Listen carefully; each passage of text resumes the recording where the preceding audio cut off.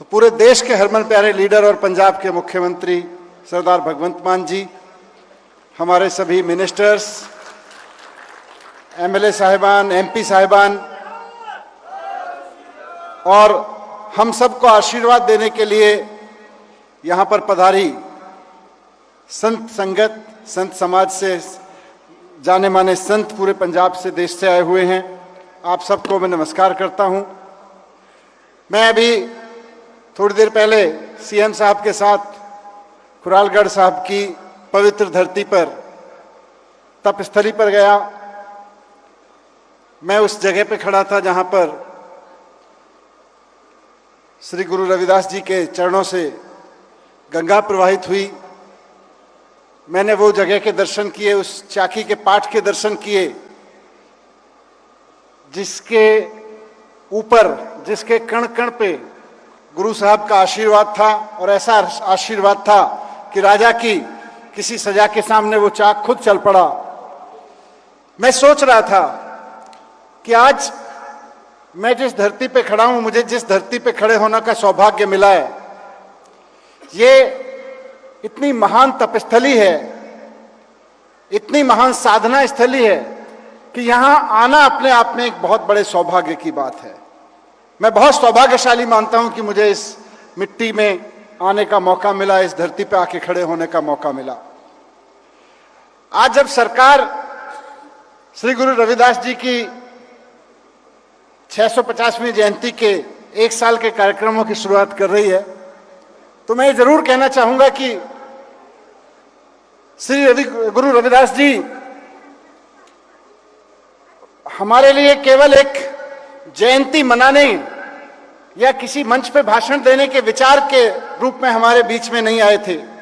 उन्होंने इस जमीन से बराबरी का ऐलान किया था, इस तपोस्थली से बराबरी का ऐलान किया था। इस जमीन पे खड़े होकर उन्होंने ऐलान किया था कि मनुष्य कर्मों से अलग हो सकता है, लेकिन जन्म से सब बराबर होंगे। ये उन्होंने ऐलान किया था। तो आज हमारी पार्टी, हमारी सरकार यहां पर सिर्फ जयंती मनाने नहीं, बल्कि इस संकल्प को दोहराने आई है कि हमारी राजनीति गुरु साहब के दिखाए रास्ते पे चलने की राजनीति है।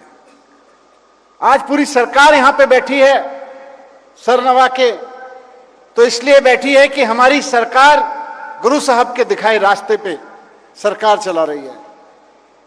आज अगर पंजाब के हर बच्चे को शानदार शिक्षा मिल रही है, कोई छोटा बड़ा नहीं है, अगर आज पंजाब के हर बच्चे को डॉक्टर से लेकर अफसर बनने का, सरकारी नौकरियां मिलने का ईमानदारी से अवसर मिल रहा है, अगर आज पंजाब के हर व्यक्ति को घर बैठे मुफ्त इलाज मिल रहा है, तो सिर्फ इसलिए क्योंकि अरविंद केजरीवाल जी, भगवंत मान जी की राजनीति और मान साहब की सरकार इस बात में यकीन करती है कि गुरु साहब ने जो रास्ता दिखाया था, असली रास्ता वही है, बराबरी का रास्ता, सबको बराबर पे हक देने का रास्ता।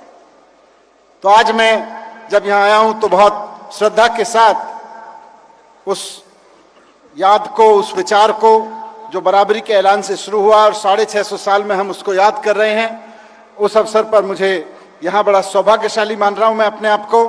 मैं बस आपको इतना कहना चाहूंगा कि केवल पंजाब नहीं, पूरे देश को इस बराबरी के हक की जरूरत है। पूरे देश के लोगों को इस बात की जरूरत है कि पूरे देश में ऐसी राजनीति आगे बढ़े जो हर इंसान को बराबर मान के चलती हो।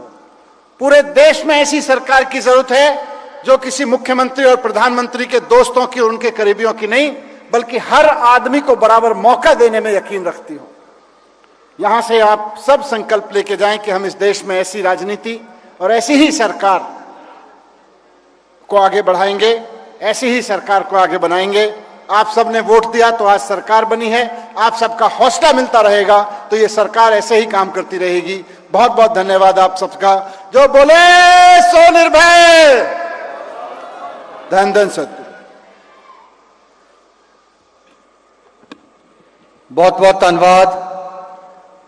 पंजाब मामलों के प्रभारी श्री मनीष सिसोदिया साहब, उन्होंने समाजिक बराबरी का जो संकल्प, जो विचार दिता, बहुत उम्दा किस्म का विचार है।